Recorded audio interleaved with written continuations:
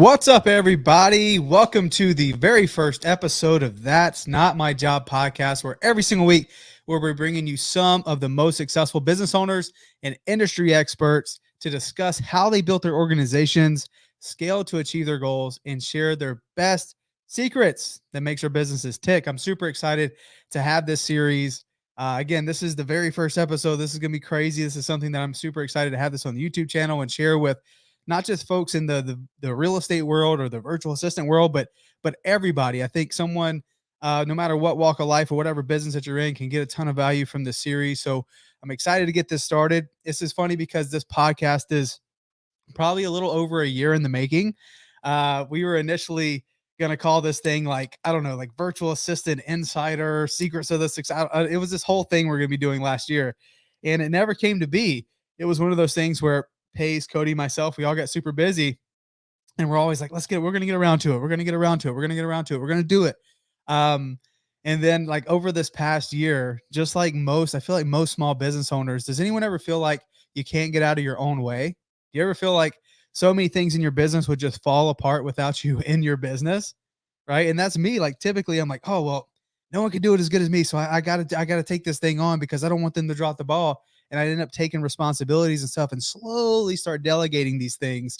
And as I was like delegating, Pace is like, you take everyone's job. What you need to do is you need to write a book, and that book needs to be called That's Not My Job. And I was like, oh, that's awesome. I love it, but I'm not a writer. So if you add that to my plate, that I'm gonna have to write a book, is probably never ever gonna happen. So I thought, like, man, what better than to finally do the podcast where we get to bring on the very best people that I know in my world and other, again, other industry experts, people that have been able to scale their organizations by outsourcing and setting systems and processes in place so their businesses can grow. Like, what better way to do that than having a podcast called That's Not My Job? So I'm excited for this to be episode number 1. I'm probably even more excited to share this moment with a very good friend of mine that I get to call a friend now. I only met him a year ago at a mastermind. Like, incredible. From the very first time I was like in his presence, I knew there was something special. I knew there was something about him. Like, he was just take action guy, very straightforward. You could tell like he is just like, he is present. He listens. He knows what's up. And he's been in the real estate world for a very long time, and he's been super successful with it. And I've just been attached to his story over the last year. And it's been awesome to see him grow to even new heights from the time that I got to meet him. So I'm just like so stoked that he gets to be the first guest here. So without further ado, I'm going to let him tell his story to you guys, because I know it'll be polarizing. I know it'll be something that everyone can grab something super valuable for. So without further ado, let me welcome my good friend, Lewis. Let me unmute you over here. Lewis, how you doing, brother? Hey, I'm wonderful. How are you? I am doing great, man. Thank you. Thank you for being the inaugural guest onto this podcast. This is going to be awesome. Oh my gosh, I'm probably too excited. I'm fired up. I get to talk about myself. I get to be, in your presence. This is great. I love it. Bro, amazing. Amazing. I can't say enough good things about you. And I know, like, after everyone gets to hear a little glimpse of this story, because it was funny, like leading up to even coming on here live, Lewis was like, do I just talk about like certain things? I'm like, no, tell everyone your like your entire story, because I think Oh, that is where the magic's at. man, I don't know if you got enough time of the day for my whole story. Well, I say, keep the good parts. This is the Hollywood story. A Hollywood story. Okay. So that's what you want me to do? You want me to tell you Lewis, basically my story? yeah, let's hear it, man. So tell us a little bit like how you got into the world that you're currently in. Like, what was your path to get you where you are? Like, I know where you're at right now, but tell everyone that's watching, like, what does that look like? Well, you know what? I'll just start. I've done this before on a different podcast. I'm not going to go crazy way back with the long story, but it does start with my birth, because I'm not even supposed to be here. I was born with lots of heart problems, less than a 5% chance to live. Had to have open heart surgery at 12 days old. Parents had to go up on the hill and say their prayer and give me back to God, and I made it. And I was basically told my whole life, my parents were great and they supported me, but at the schools and with doctors and everything, they told me you can't. I was told I can't my whole life. Can't play sports, can't have fun. Well, you can have fun, but we're going to watch you. We're going to make sure that those big old lips don't turn blue when you're running around. I literally, they literally would watch for my lips to turn blue. And, oh no, let's sit down. He's out of oxygen. Let's sit Oh my down and all gosh. this stuff. Oh yeah. Someone always had their thumb on you. My whole life. And 4 heart surgery later, I just keep working through it. You know what I mean? Because the one thing I decided when I was a kid was, well, if you're going to be put limitations on me, I'm going to break through those limitations, and then I'm going to do what I want. And I told my parents when I was a young kid, if playing kills me, then I'm just going to play hard enough to die. I'm going to have fun, because I'm not going to live my life gently and comfortably and worry about everything. I'm just going to go after stuff and have as much fun along the way. So that kind of leads up to where I was going with my life. And I ended up having another heart surgery at 20 years old. I was up fly fishing in Idaho, fell in a river in the winter. We were fishing for the Browns, got pneumonia, then found out that I had heart failure. They had to replace my aortic valve.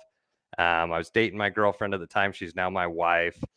And I had no medical insurance, and ended up trying to break up with her, which it wasn't a cool move. You know what I mean? But I figured I was broken. You don't want to, you might want to hitch on to somebody else, because this isn't going the way it should be going.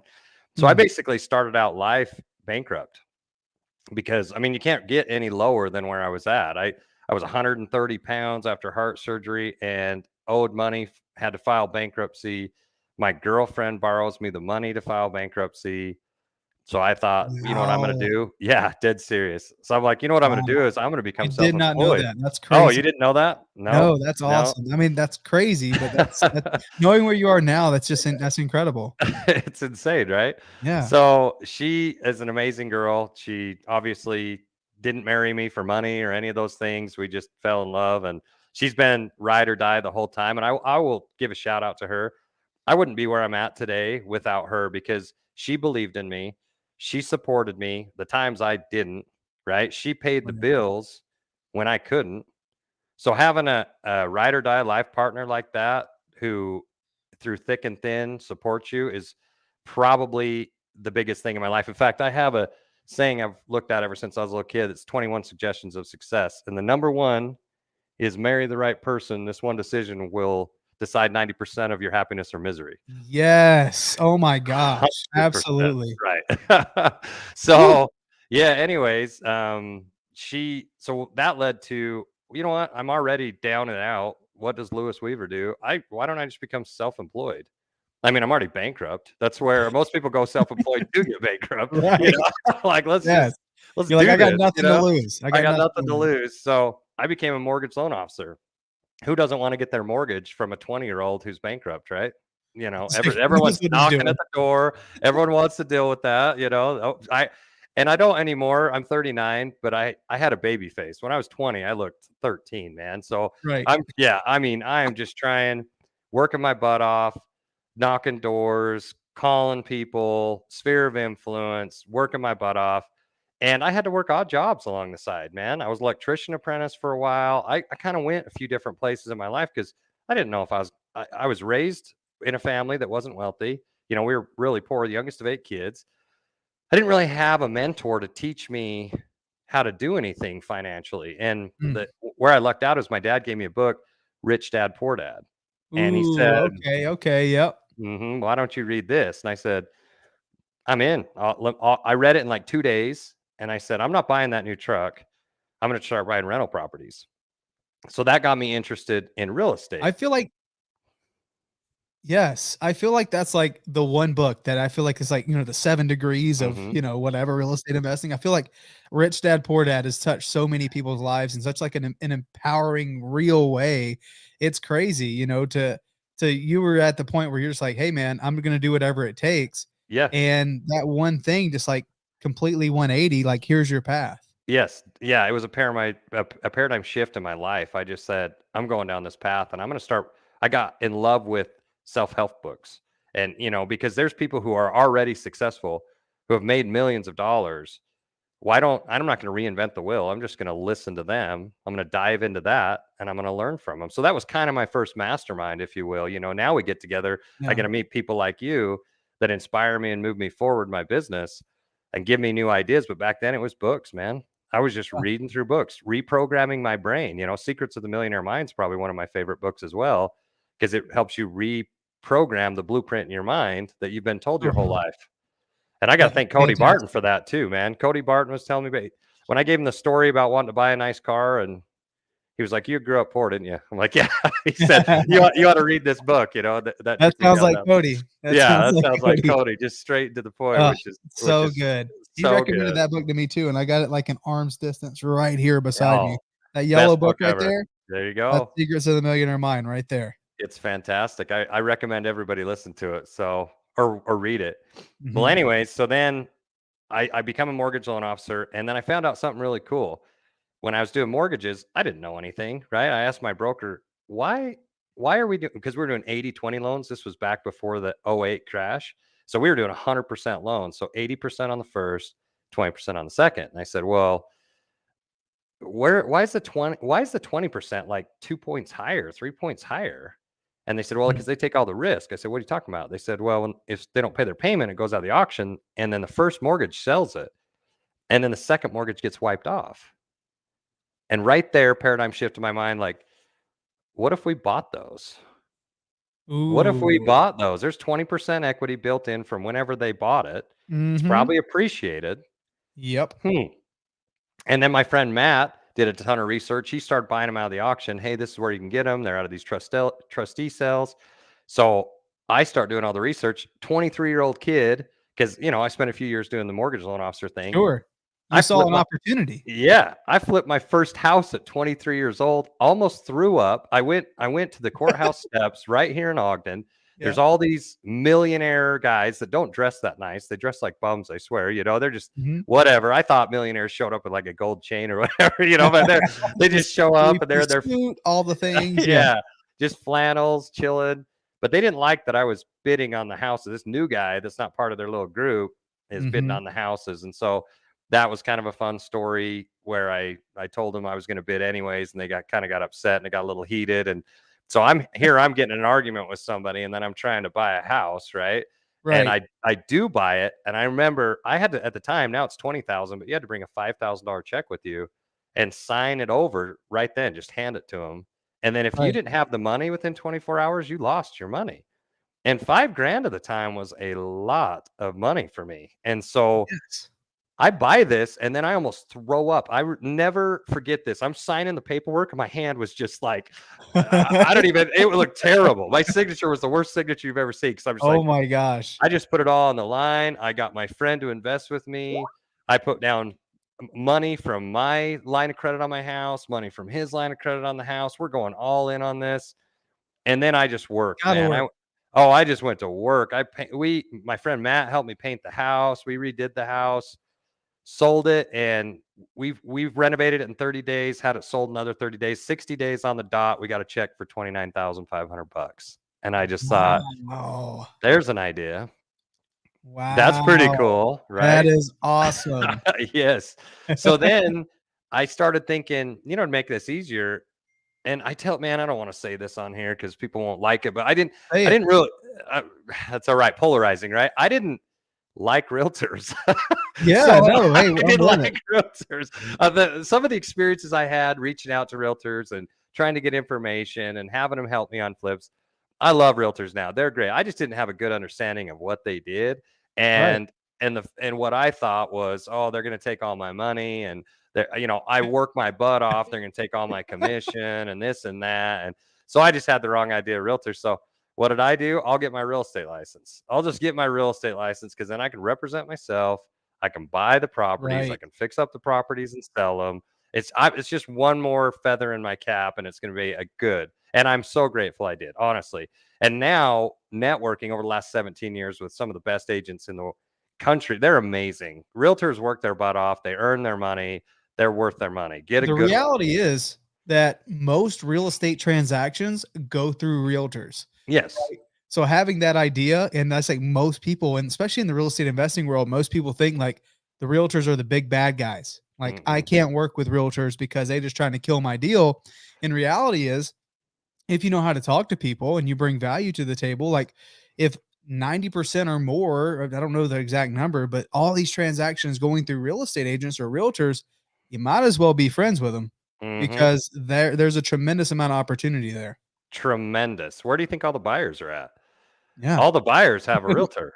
I mean, absolutely. now I am happy to pay a realtor commission. I am so happy to pay a realtor commission because they're the ones that brought me all the offers and got it bid up. And I think I'm selling a house for 375 and I get 410 out of it. I'm like, thank you, realtors. I appreciate Right. that. Thank you. Thank you. Thank you. Thank But that's so I tell that story all the time when someone wants to hire me as a real estate agent. I'm like, they're like, I don't like real estate agents. I'm like, neither do I. you. I get it. I remember being in your situation. I didn't like realtors either, but once you find a good one, it'll change your life and you'll send them referrals your whole life because they just do a wonderful job for you. You Right. And know? reality is like most of the transactions that are being performed by realtors are by the top 10%. Yes. Right. Yeah. The Pareto rule, right? There's Yeah. always that a top echelon that does 90, 80, 89. The numbers are always changing, 80, 90% of the Right. deals. And so that's why I say when you pick one who's good. Pick one who has proven that they're good, Hmm. that because success leaves clues. And if they've been successful in anywhere else in their life, they're successful in real estate. And Right. anyway, so, I'm putting that here in the comment oh, section. you like Success that? Yeah. leaves clues. Success leaves clues. I learned Man. that from Colton Lindsay. He says that all the Yes. time. Yes. Yes. Yes. 100%. So I got a dilemma, right? I Hmm.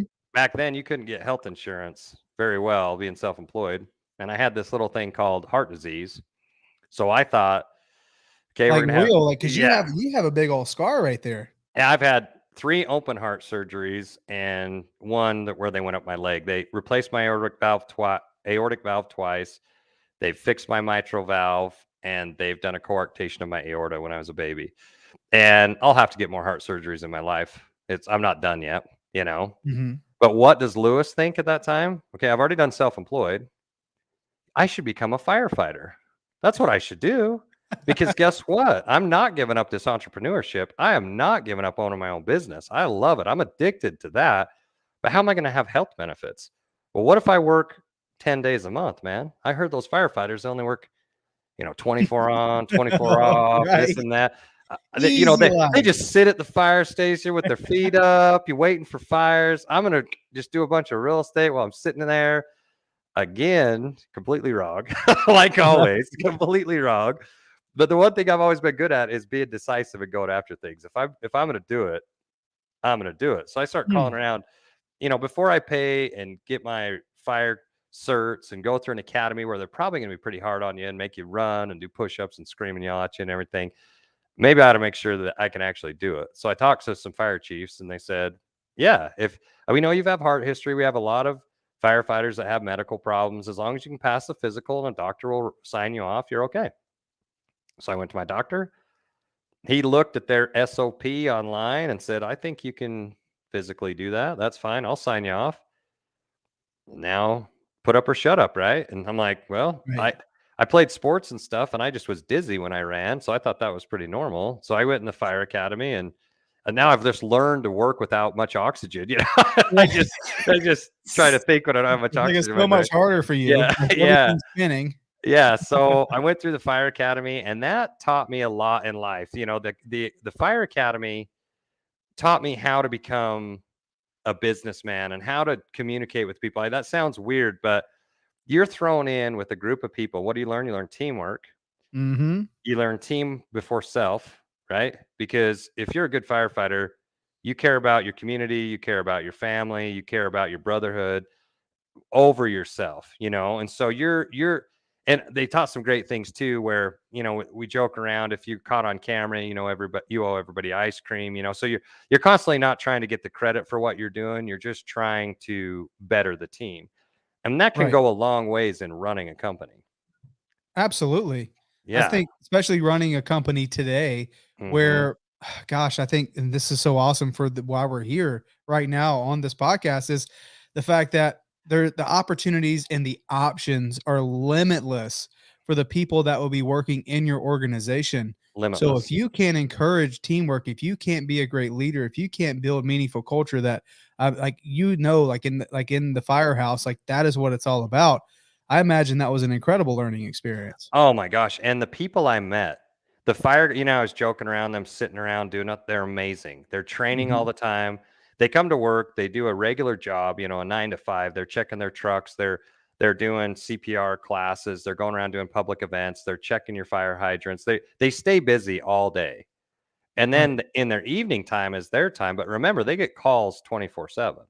They get calls all the time. So within 2 minutes at 3 in the morning, I don't care if you're in the shower or going to the bathroom, you got to be on that truck dressed and ready to go and out the door.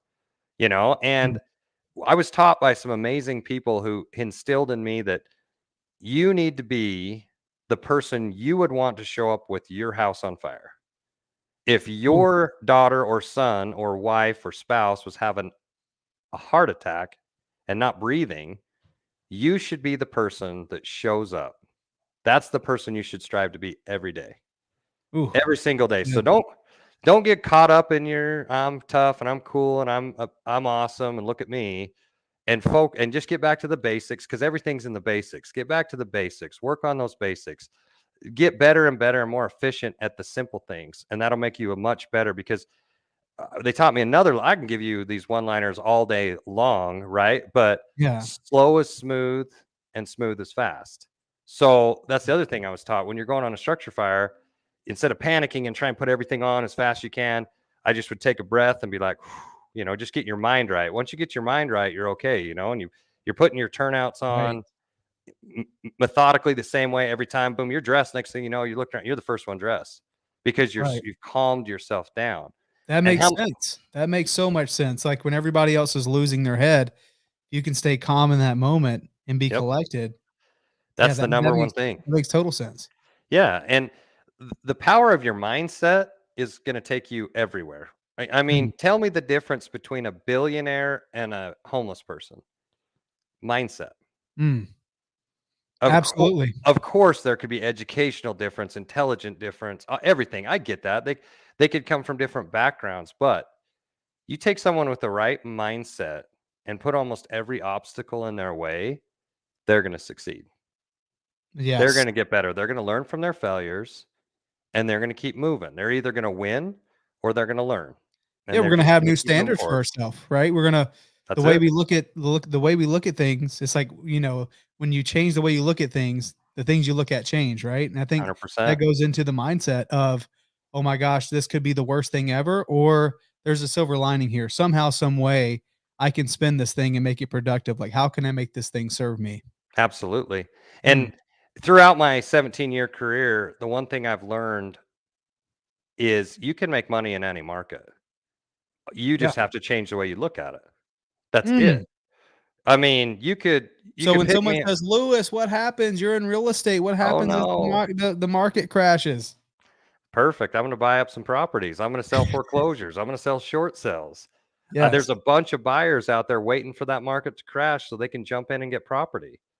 I Right. mean, no matter what, you can make money. You could pick me up and throw me in some country, I don't know, some city I don't know in the country, and with nothing. And I'm not trying to brag, but I would figure out a way, even if it's super simple, just going and earning money physical labor wise, to save up and Yeah. invest and be smart about that decision of where I'm going to live first, and then I'm going to better my situation. I'm going to better my situation. I'm going to get my real estate license. I'm going to start doing the research. I'm going to figure out what's selling in the area, where the I think need is in the it's your community. standards have raised, right? You get to a Yep. certain level where $40,000 a year, nothing wrong with it, but that'll never be you anymore. No. 100,000, even $100,000 a year, your skill level has surpassed that. That it Hmm. will never be that anymore. What happens is now far exceed that thing. And it's funny because just exactly what you said with like, you can drop me off anywhere in the country and I know that I'm going to figure it out. I'm going to be successful. It was funny because I was talking to Pace last night and then Pace was talking to Brent and he's like, so where does your like confidence come from? Like, where does that come from? He's like, well, to be honest with you, I just know that whatever I do, I'm going to figure it out and I'm going to be successful.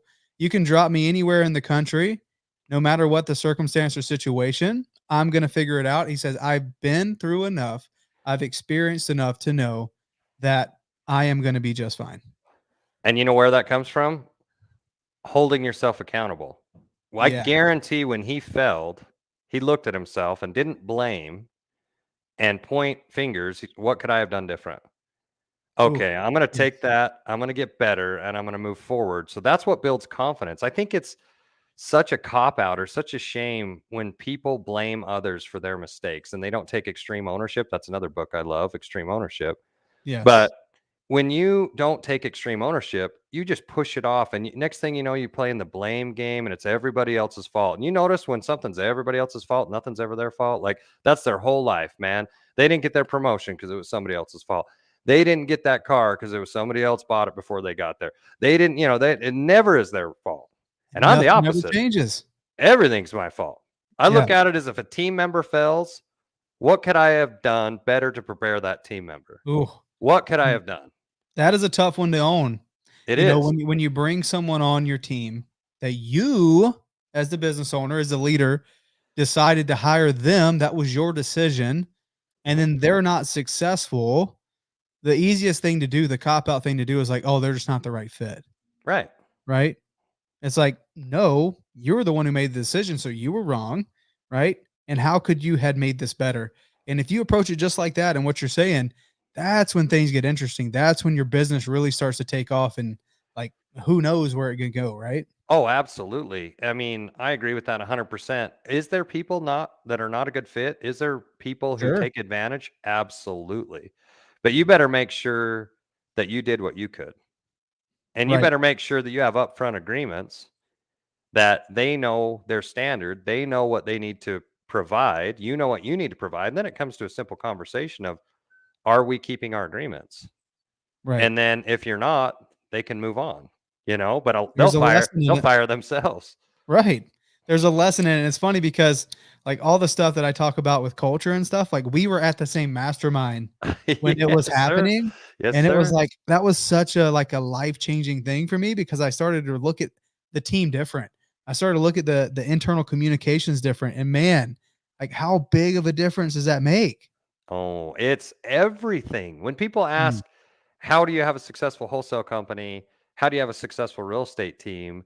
I say culture, and you know how many times I get like, "Hmm?" right. Like, what Everybody's always like, okay, like, is yeah, that that's shirt a off Z word. Thursday? What is that? You know what I mean? Like, we're all guys in my group, so it's just funny, but Right. It's like, like, yeah, come on, give me yeah, the what real is that? juice. Give me What the are you real talking juice. about? You guys go out and, go golfing every day? What do you mean culture? And I'm Yeah. like, no, culture is seriously setting expectation and living it and being it and, and showing by example.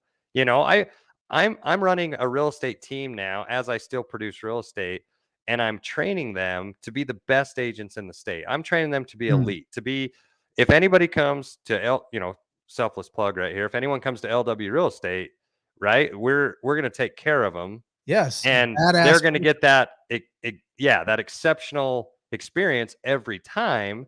But what did I have to do? I had to step back as a leader and say, okay, do I take every deal like I'm the quarterback or do I put myself in like the coach position? More of Ooh, the coach I position, like right? that. Because everybody wants to be the quarterback. Everyone wants to sign the autographs and look awesome. And me, look how many deals I closed. Look at me, I'm awesome. Okay, but what's my real job now? My real job is to make sure that my team is supported, successful, they get the training they need, they have the right attitudes, they have the right mindset every morning. Where did I learn that from? Oh, let's see, maybe it was running a wholesale company. Maybe it was that mastermind that we went down to and we learned about culture.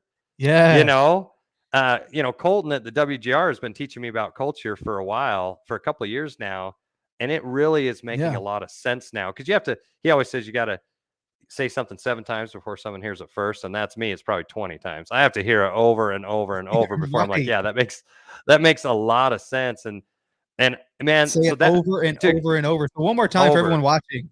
You have to yeah. say what? Oh, you have to say the same thing over 7 times for someone to hear it first, and so that means you got to stay consistent. You got to Mhm. help people consistently, and I'm so glad that I use Start Virtual. So I know there's a little gap there, right? So I become a firefighter. I Mhm. start doing real estate. What happens is I become successful at both. I promote in the fire service. They were really wanting me to test for Yeah, because captain. you were moving up over there, right? Yeah, I was a fire engineer. I was driving the fire truck. I had no intention of moving any further. I didn't want to do anything more. And I kept getting asked if I would get in the officer development program. And I turned down every captain, everybody who asked me. I said, I don't want to do it. And they said, why? And I said, not trying to be rude, but I love being an engineer. I love driving the fire truck. And selfishly, I'm working 100 hours a week between real estate and fire. Right. Because So you had this very, it wasn't just like a little real estate business. You had no. a very successful real estate business as an agent, Yes. right? Running your own company over here while also being a firefighter and Yeah. working those hours. And I was completely dedicated to both. It's like if I'm going to show up, I'm going to be the guy that earns his paycheck that you want me to show up on your house if it's on fire. But I'm also going to be the real estate agent that gets results and you send me referrals and you have a great experience. I mean, I can't tell you how many times if I screwed up, I made it right. And if I was paying their closing costs or whatever, I made every situation that ever was wrong was right because I saw the big picture. I cared way more about earning clients for life. Like I tell people, I'll do a real estate deal for free to get a client for life. I'm not advocating doing real estate for free. That's not what I'm saying. But if the mistake is on you and Yeah. you've screwed up big time, you better make it right. Even if that means you're So paying wait, some you're money gonna at forfeit closing. your commission because it's the right thing to do? Oh, 100%. Yeah. Ask anyone on my team, man. We make mistakes or it's our fault. I'm like, guess who's paying for that? We are. Mm, 100% we are. I will not push that to a client. No I way. love it. You know? Service, man, service first. Like, hey, we're in the service industry. I think that gets lost on folks too, in the wholesaling world. And even as a traditional realtor, sometimes we get our mind already wrapped on like how much money we're going to make on a deal before Oh, it even yeah. closes. And we Oh, forget yeah. about who we're serving, right? Yeah, yeah, 100%. If I have any advice for anybody out there who wants to do 50, 60 deals a year in real estate, who wants to make multiple six figures, quit worrying about your commission. Take Mm. care of your clients and the commission takes care of itself, man. You'll make more money than you ever made in your life if you just quit worrying about it and just do what's right by your client. How See, simple is that? and that's tough. That is tough, but you have to do it. That's the handshaking, 5 grand check writing, getting, that's Uh-huh. the you do it when you're uncomfortable, but That's it's when you, important. that's where growth is. Yeah, If you want to 100%. change, you want to grow, that's where growth is which when if you're comfortable, move. What are you doing? If you're comfortable, I don't want to swear on here, but get going. You Do go. something different. Are you kidding me? I You don't love it. want that. So you're a full-time firefighter Yes. and you're building the real estate business. At that time when you decided that you were gonna have to break away from the fire department because you wanted to go full-time in real estate, like where was your business at that point in time? Oh, I was doing in between 30 and 40 deals a year. Well, Mm, 25, 35 deals a year, making a couple hundred grand a year in mhm, real estate and then working for like 60 grand a year as a firefighter. That's right where I right. was, but that So was it a was hundred like out. I had no leverage though. I didn't have right. anybody working with me. I didn't have any systems in place. I just was the old So school work everything was hard. your job. Every single thing from putting signs up, delivering checks, writing addendums, showing houses, listing houses, taking every phone call. And I would just So work, you were man. making a bunch of money, but you were working yourself into the ground. Yeah, I actually hated vacations, you know, Right? because if I went on a vacation, I don't, if you're a realtor and you're listening to this, if you go on vacation, that's when you get all your deals. You're like, hey, I'm taking a week off, taking my family to, Lake Powell. You'll get 7 phone calls like the day before. I need to list my house this week or I'm using another realtor. You're like, oh my, like just Right. stressed out of your mind. So every time I'd go on a vacation, The I business remember wasn't running while you're on no, vacation. it wasn't running while I was going. I was everything. So I had to drive out in a boat. Anybody who went to Lake Powell with me understands this. I would drive out in a wave runner or a boat for hours with my laptop, just out on the, getting seasick out there, trying to respond to emails, texts, everything. My whole life was, I told myself I was a provider and I didn't know how long I'd live. I didn't know if I'd die. I've been told I'm going to die early my whole life. Right. So I'm like, I've got an awesome lady who took a risk on me. I've got 2 beautiful sons. If I'm going to die, I'm at least going to leave them something. So Mhm. I got a little bit too caught up in I'm just a provider and my value is just making money, Right. And I think we and all get there too because it's also, and correct me if I'm wrong, but for me, I get caught in that same thing because it's like, I want to see how far this can go. Mm-hmm. Like, Yeah. and then I've always been told my whole life is get while the getting's good, Right. you know? And it's like, well, I have this opportunity. I want to continue to do it. And it's almost a little selfish, right? Right. Oh, it is 100%. Like when my son asked if he could be a client of mine, that was a big sign. He's like, What? can I schedule an appointment? Because I want some time with you. And then it really hit me hard when we went on vacation and my mother-in-law asked my son Brock, "What are you going to do when you get older, to make money?" And he says, "I hate money." Mm, And she goes, "Why do you hate money?" He goes, "Because that's all my dad does is work for money." And right there, I'm like, I'm oh. making, okay, boom, right to the Ooh. heart. All I've tried to be is a good dad, and I learned I'm doing it the wrong way, man. I'm getting caught up in the significance and what I'm worth and what I can do and what I Mm, can make. And what's the real, I'm going to look back, you're 70 and say you have $100 million. You look back and you go, I'd give it all up to be 30 again, have those young boys at my house wrestling and playing and having fun. You know what right. I mean? Yes. I I saw this meme. I forget what page it was on. I think it was Alex Hormozzi's, and he was like, he was interviewing a billionaire, and he's like, when I was 20 years old, I only wanted to be a millionaire. That's all I wanted. And when I got yep. $1 million, I just wanted to be 20 again. Yep. There you go. It's like, Ain't that the oh, truth? It is the truth, man. I'm telling you what. So when I left, so I decided I need to leave because I started screwing up. I was making mistakes on the real estate and I was making mistakes at the fire. And I just didn't. The one thing I'm pretty consistent as is if you're going to get excellence out of me, not to be arrogant, I'm just going to do the best I can. There's other people that blow me out of the water, much better at everything, but I'm going to at least give you everything I've got, and I'm going to at least mm, put into it the best I can do with my intellect, with my network, with everything I can do. I'm going to give you the best. So when I started making some mistakes at work and losing deals, and I just came to the realization this probably, not to mention the doctor said this is the worst career you could have picked for your heart. Absolutely worst. I mean, there's a 67% chance of getting cancer, and most firefighters die of heart disease. wow. So what are you doing? You've had heart failure 3 times in the last 10 years. You're being sorry, I thought my phone's on silent. I don't know why it's ringing. It's I Alex. could have, Alex is calling you. yeah, Hey, man, Alex, you're doing Alex great. light me up. What's up, dude? Doing great. No, but basically you get that intermittent sleep as you're woke up every night on calls. You get Mhm, adrenaline rush through your heart, and that really messes with your heart. And it was causing me to age super early. I lost all my hair really fast. I was getting mm, gray. I was getting old fast, really fast, and working all the hours, And they're like, you got to right. pick one or the other. And I would have picked fire. I would have picked fire, but like you said, you have a financial IQ. You start getting a financial IQ with the more money you make, and 60,000 a year is just not enough. Then my Right. wife has to work, and at this point, my wife had already quit working. She's helping with my business. We make more than enough to just live with just the real estate. Right, And and then, like, your income has surpassed the level where it's like, we can pay for whatever health insurance, yes, that's what I you know? thought. I found out health insurance is around $1,000 a month. I'm like, oh, I can do that. I'm Yeah, losing more than $1,000 a month. I was losing money every time I went to work. So right. it's like, all right, I'm going to leave the fire service. And then I went through depression for 6 months because that was September 25th, 2019, when I got Mm, out of the fire service. That was my son's birthday, last day at work. They were great. They threw a big party for me. And my chief was amazing. Chief Dawson said, "You're going to have a rough 6 months because you've done this for a decade. You've dedicated yourself.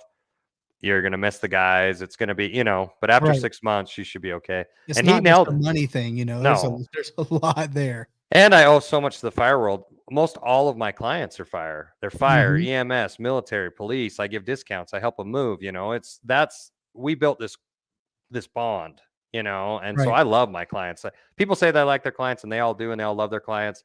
I freaking love my clients. I help them go sod. I help them go right. re-roof stuff, do concrete. I just like to be around the The whole guys. I thing. want to help them. Yeah, so it was hard for me. It was really hard for me, and when I left, had some depression for a while, which is crazy because I was in the best financial position I've ever been in life. Everyone looked at me as this success, and here I am depressed because my mindset. And I went from being busy all the time, just trying to catch up, to a slow time in January after coronavirus. or coronavirus is starting. I'm like, that's perfect. I just quit my government job with a pension. Right. And now real estate's probably going to plummet. That's what everyone's thinking at the time.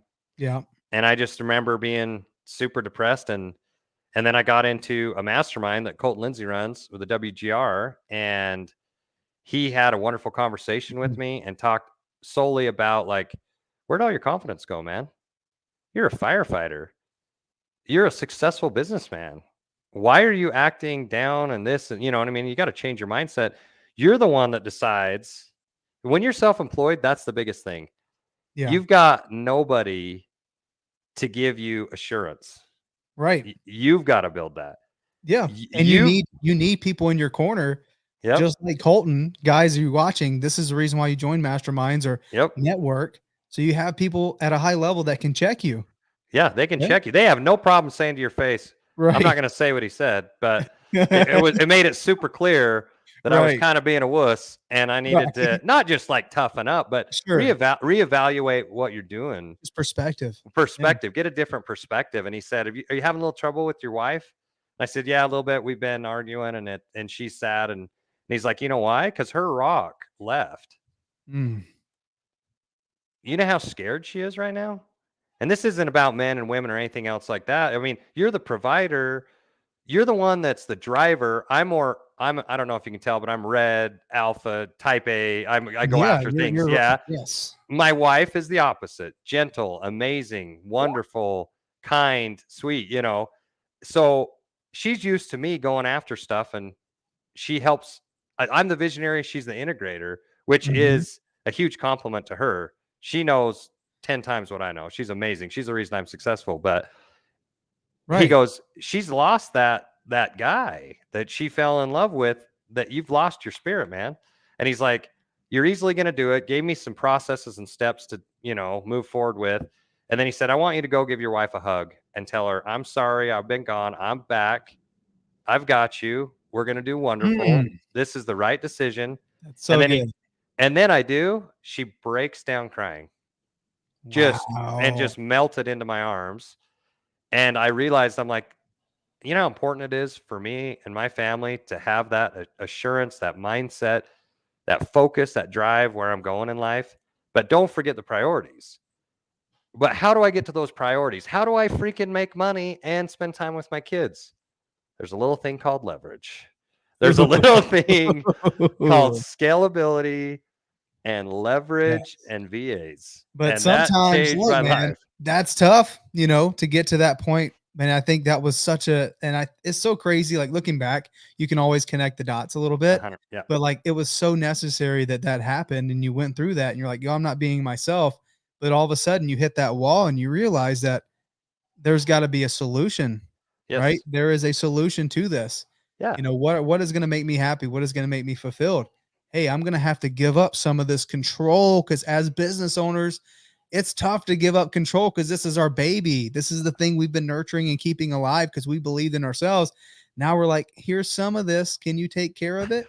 It's hard. It's so hard. The cash flow quadrant, another book, write it down, read it. Cash flow quadrant, going from employee, self-employed, business owner, investor. For some reason, investor seemed easy to me. I can invest in things, but they're talking about professional investor. That's all you do, But the self-employed to business, oh boy, that's the hardest transition. Learning to leverage and learning to lead. Those are the hardest things because you can just put it on your back and work. And that's what us entrepreneurs do. Every dang good realtor out there, not every, because there's ones that are amazing with systems, but there's a lot of top producing realtors out there that no one can do it as good as me.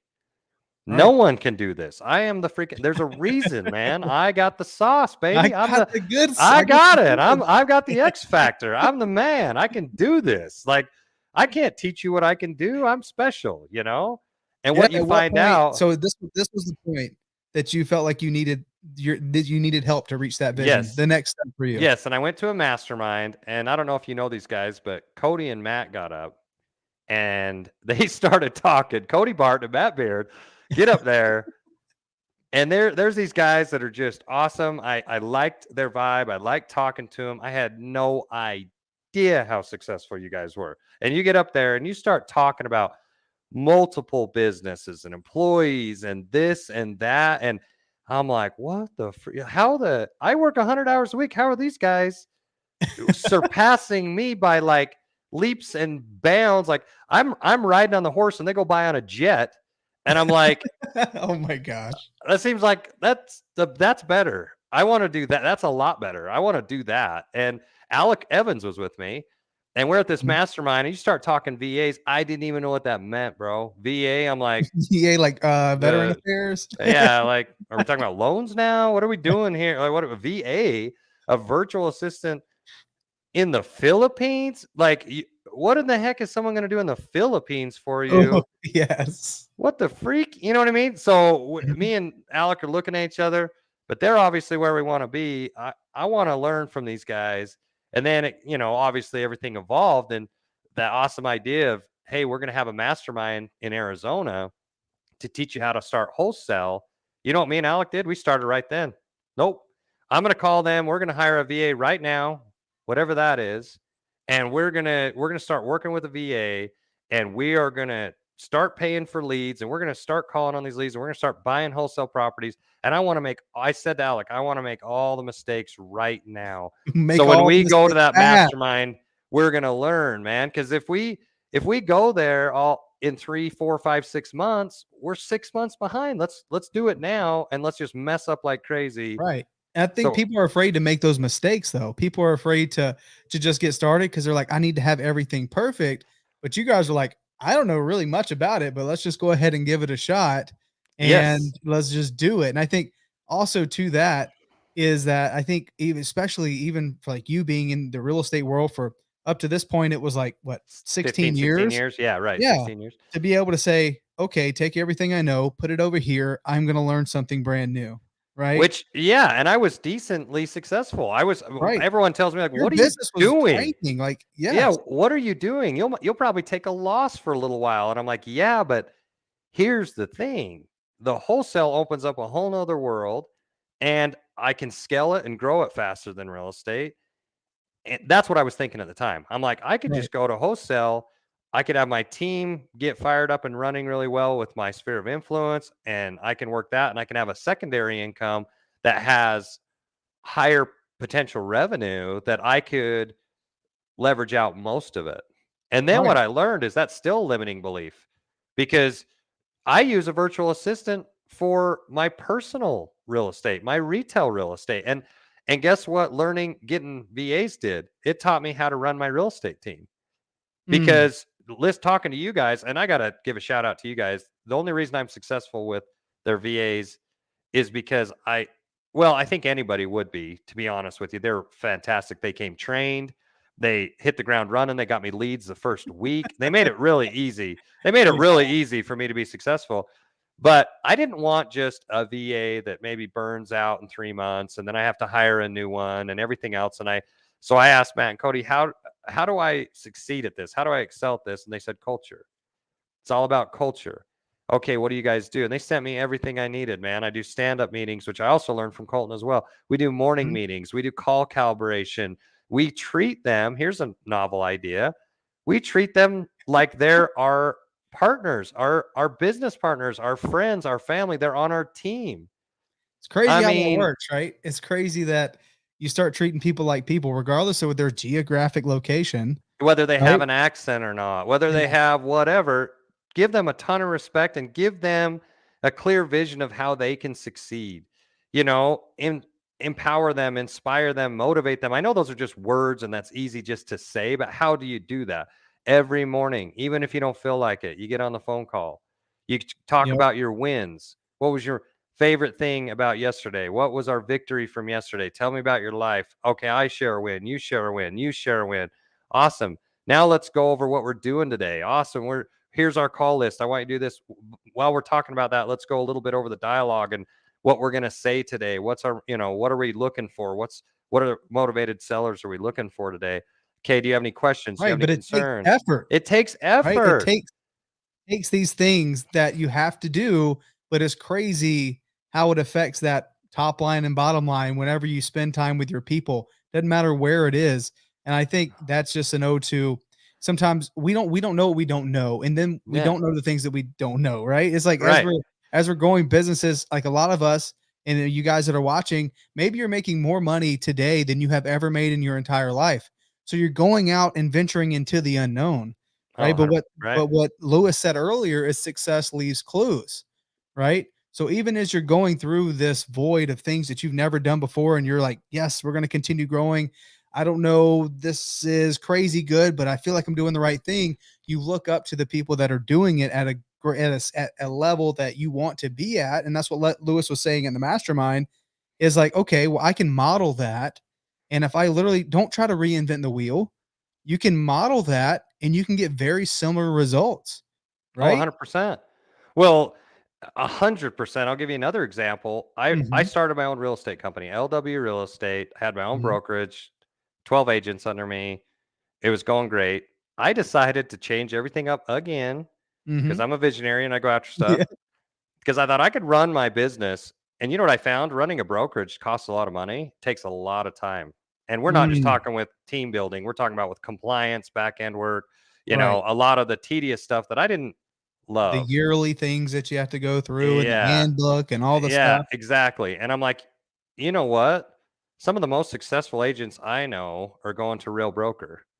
And some Mm, people would take that as a hit to their ego. I'm leaving my own brokerage that I started to go just be an associate broker and work for another company. I might even be worried about what my clients think, what other realtors think, what everybody else thinks. And luckily, I don't care too much. And I'm like, I'm going to do that. That makes a lot of sense just with the stock options and the down, just everything about the company is incredible. But the biggest mhm, thing was to be around agents that I could network with and learn more from, right? mm, So that's what man, the power of proximity is life changing.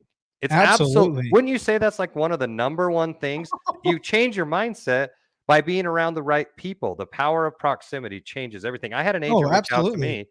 I had an agent reach out to me I've been friends with in the fire service for 12, 13 years. And he said he was at Equity Real Estate and he said, if I come join Real Broker, will you help me? Will you spend time with me? Can I be around you? Because I feel like if I'm around an agent like you, I'm going to make more money. And I said 100%. Come on over because I teach anybody that comes over at Real with me, I coach him every week. So I coached him. He he he's incredible. I'm not taking credit for this whatsoever. But he went from hardly any business to I think he's got 4 closings this week. What? Yeah, he's crushing it, man. That's Absolutely just awesome. crushing it. And what does it come down to? His effort. Just Mhm. accountability, reminding him of things he needs to do, remind him of the mindset he needs to have every day. Yeah, it's crazy how that Accountability works. and proximity. It's You're great. around It's people, you see a high performer like yourself and other team members that are doing well, and you're like, "Okay, well, this isn't such a far-fetched idea that I can be successful in real no. estate," right? It's like we have a sales rep, Kyle. I love Kyle. I've from the time, like, for context, Kyle was calling on his own for like 8 months trying to figure out this real estate wholesaling Hmm. thing. And I brought him in because I saw he was a hard worker. And within these last 4 months, he's gotten like 7 deals. Yeah. It's like from nothing to like seven. It's like, it's because number one, you have that proximity, but also you see it. So you just feel like, okay, I can do this too. There's Yep. nothing special here. We're all just doing the thing. Oh, Right. 100%. If you want to get stronger, go lift with people that are stronger. Mm, You know what I mean? yeah. That's what I Expectations did. change. Yeah. Yeah, Expectations change. 100%. You're like, oh, so I go with TJ Mosier and I'm like, it's normal to front squat 425 pounds 10 times. Okay, I guess I can go for a back squat of one on that, because he's just Right. repping it out like a monster, and I'm going, oh, there's a different level. There's a Right. different level. And it's addicting to be around such inspiring people too. I don't know if you've seen that, but people have this wrong mindset of, oh, if you're rich, you're a jerk. Oh, you're blueprinted, Right. man. I'm telling Well, you right I now. think we need to normalize, like, the idea to work for someone else, right? I feel like Say that the again. idea of going to Normalize work. what? Sorry. Yeah.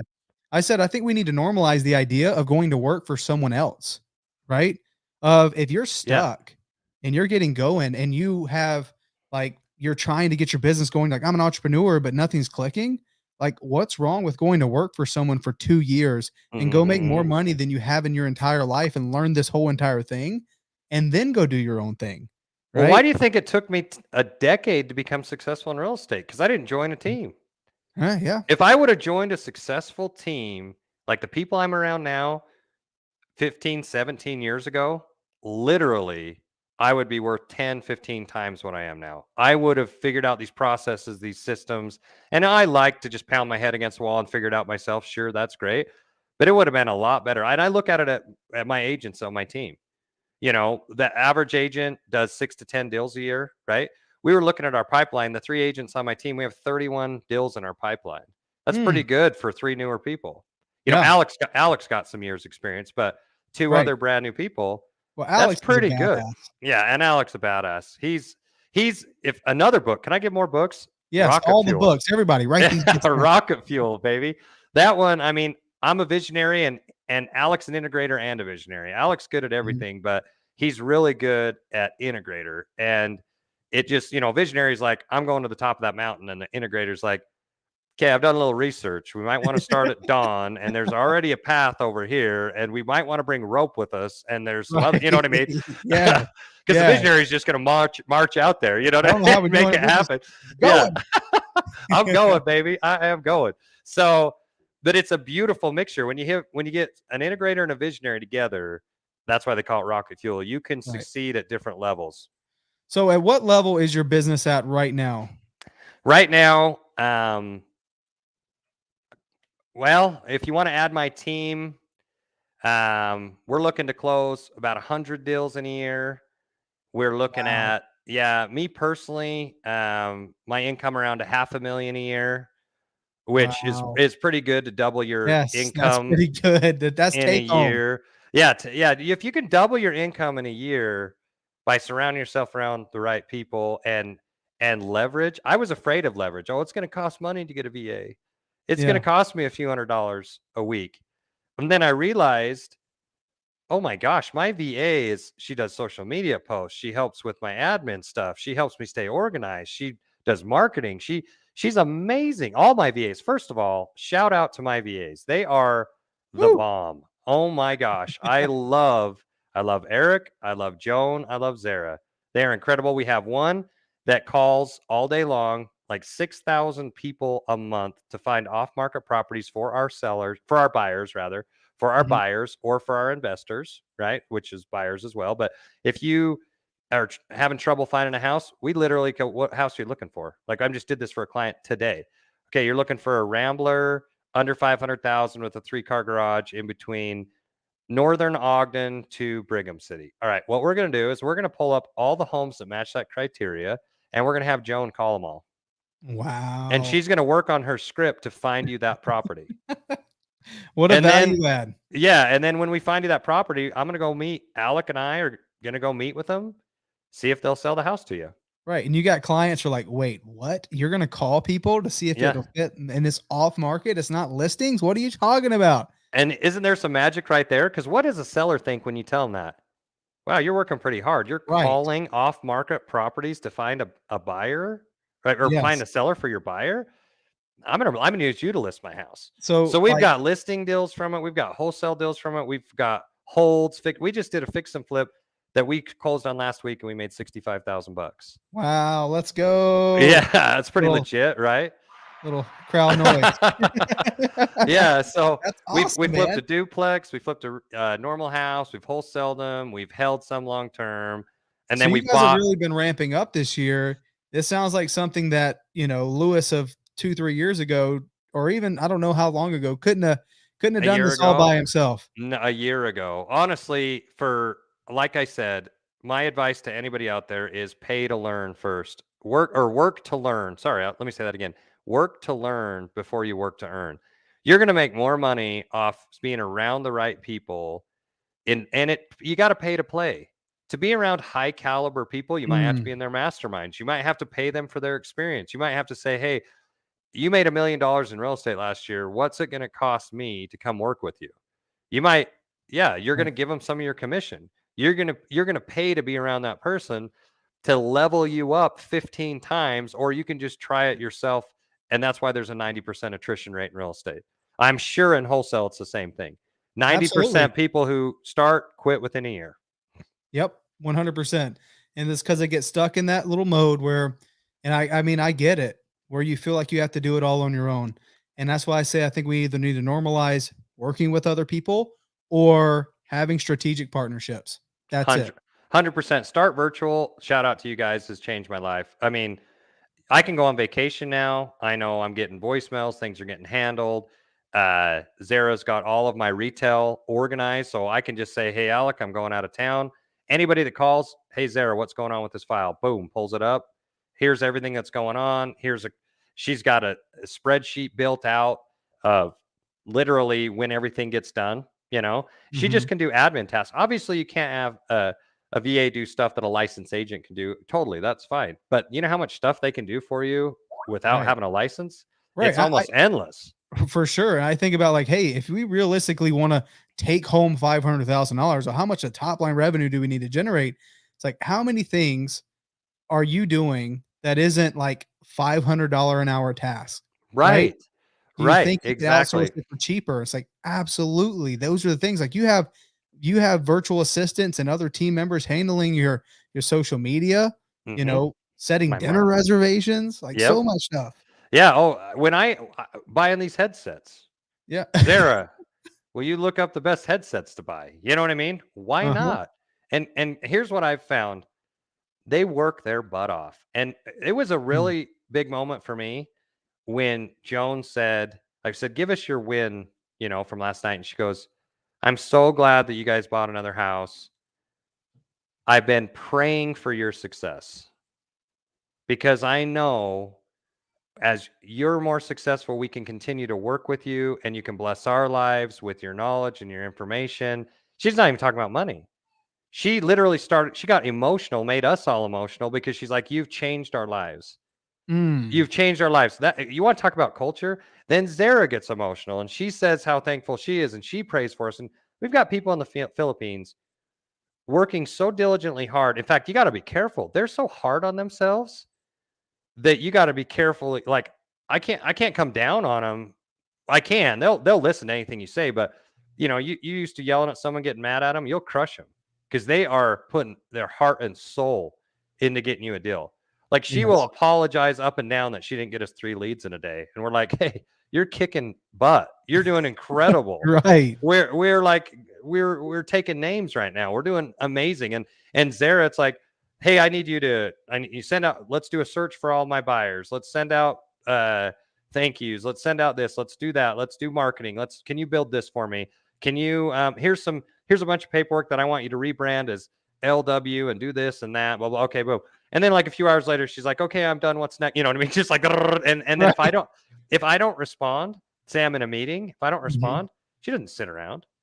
She's like, hey, I decided to go in and I updated the CRM and I did this and I called some clients. And then if she's completely out of ideas, she'll just start cold calling to get me deals. Wow. She literally will just start cold calling people to find me a real estate deal. Culture, man. It's culture. Culture. It's funny what happens when you like care for the people that work for you or Yes. work with you. They want to do more for you, Every time. right? Oh yeah. Well, I guess like you've done something really cool. Like obviously you built this business over the last 17 years, and you've seen this. It's been like a geometrical growth over the last 12 to 24 months. Like, what is the thing that I guess you're like most proud of in your business? Well, I've said it a million times. It's leverage or not leverage. It's culture. Yeah. Everyone says I wish I had your team. I would be successful if I had your team. If I had an Alec, if I had a Jackson, if I had an Aaron, if I had a Zara, if I had an Eric, if I had a Joan, I would be successful. And I'm like, you already do. You have those Mm, people around you. And finally, what I'm so proud of is being able to transition to the coach and and yes. and getting rid of the I need the significance. I need to close all the deals. I need the pats on the back. I need to be the champion to I feel like I need how to put can that on a I t-shirt. yeah. I did some breath work this year. I did some breath work this year at the last mastermind I went to where I saw myself as a shepherd, and that doesn't mean I'm Jesus. That's not what I'm saying. It means it's not because it's Christmas time. It's Right. not. It's none of that stuff. I was It, giving out gifts to the kid.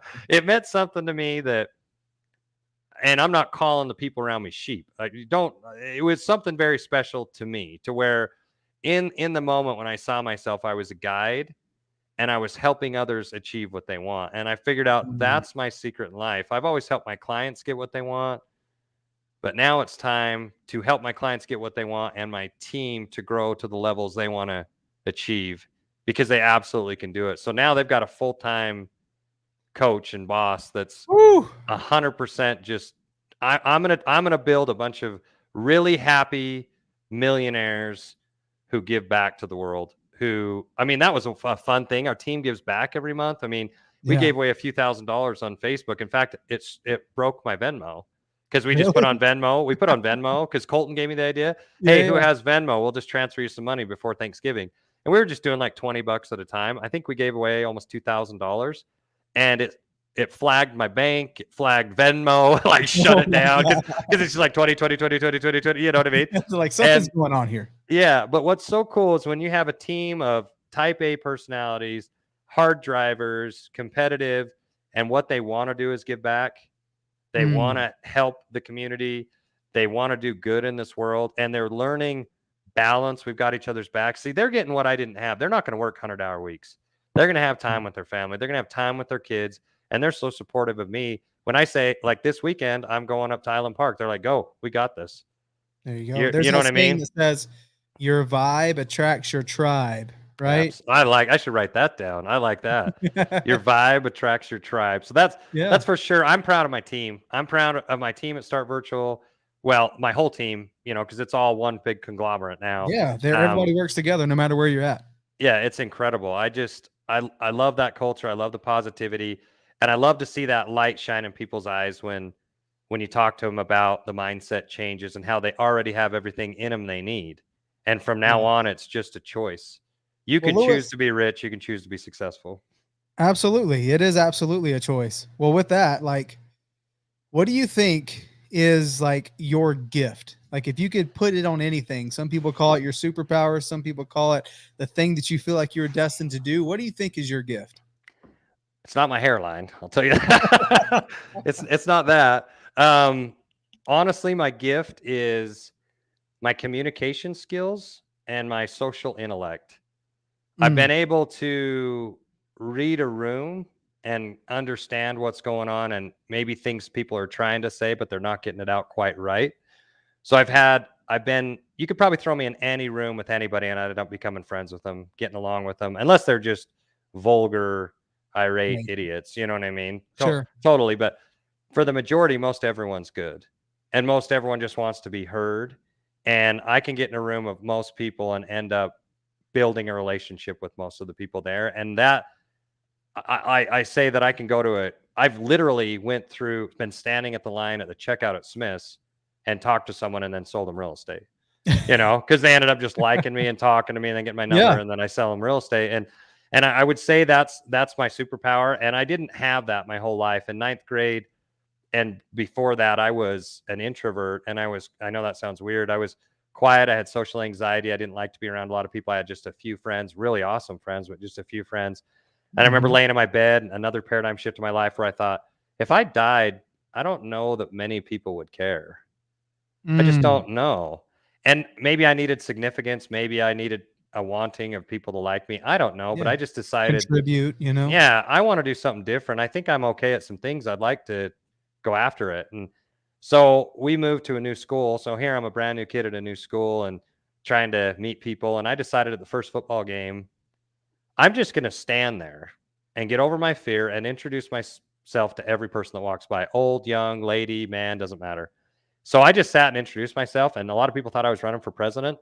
And I'm like, no, like, the president of school. I'm like, But you student came to that body. conclusion yourself. You're like, No, "I'm gonna no, do this." no. I'm like, I'm just going to do it. So I'm like, nice to meet you. And they're like, what are you doing? Some kids were like, what are you doing? I'm like, well, I'm new to the school. I don't have any friends. So I'm just trying to make friends and maybe meet some girls and go on some dates. And people laughed. And that was the change in my life. You know what? They treated me great. There were some people that were jerks, but 95% of people treated me amazing. And I made a bunch of friends that way to where I couldn't remember everybody's names, because they're, hey, Lewis, how are you? And I'm like, what's up, man? You know what I mean? Right. So, but that was a change in my life. And I've just never stopped ever since then. Now I'm kind of a social butterfly, and being able to communicate Yeah. is the number one skill you can use in life to, Mm. I mean, because then you can really dive in and, I mean, communicate with the seller, communicate with the buyer, a wholesaler, network with somebody, go to a mastermind event and build relationships. Yeah. Communication's huge. The world's out there for us, right? But we Yep. have to be able to communicate, especially there's that Grant Cardone saying, it's like, who's got my money? Well, look, if other people's got your money, you got to be able to talk to them. Yeah. Hello. Hello. Yeah. Contacts equals contracts, man. You got to That's have right. That's meaningful right. relationships, meaningful conversations every single day. The more meaningful conversations you have, if you're in real estate, the more money you're going to make. It's that simple. Mm, I love it. I love it. That's good. And I think a lot of people that are stuck in the I have like social anxiety, or I don't feel comfortable around people. I was the same way until I was like 21, and I started working at a gym where I had to like talk to people at the front desk and scan people in and start having conversations. That's And I became a awesome. personal trainer. It's like, okay, great. Now I can, I feel natural to talk to people. It's like, yes, you can overcome it. So no matter where you're at, if you have that anxiety feeling, like you can, is definitely a skill that you can work on, and you can become a better communicator. So 100%. Love it. so I guess for we'll wrap this up with one final question for you, and I really want to get your take on it. I said, if folks like are watching right now, and there could only be like one takeaway from this whole entire thing, from your experience up to this point in your life, what do you hope that would be? My hope would be believe in yourself and be decisive. It's Mm, better to be decisive even if it means you're wrong. You need to start taking action. I can't tell you how many people are listening to this right now who think, "Yeah, he did it, but I can't do it." And that's absolute bull crap. I had everything stacked against me. Everything yes. stacked against me. Anyone can do it. And I don't care if it's about money. Maybe it's a better relationship with your spouse, better relationship with your kids, happiness. Whatever happiness is for you, all it is decisions away. Just start Mm, making the right decisions and your life changes. It's that simple. It's not magic. It's really reflecting and looking at a perspective of what can I do to better those lives around me. Once you start bettering those lives around me, they're going to it's going to reciprocate and your life's going to get better. I ooh, promise you that. I love that. I love that. That one liner for me was, it's better to be decisive even if you're wrong. Know the Yes, way, go the way. Even if you're wrong, like as a leader, we have to know the way, we got to go the way, and we got to show the way, right? absolutely. We have to be moving.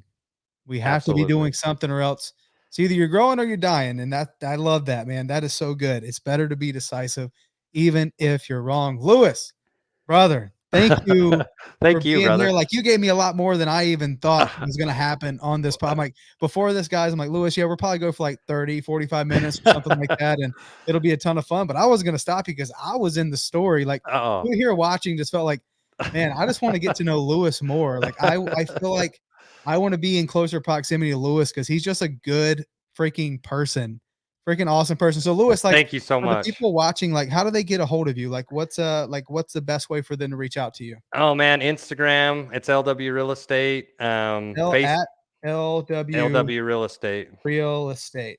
Yep, that's probably the best way, or Facebook. You can email me at lwrealestate.com.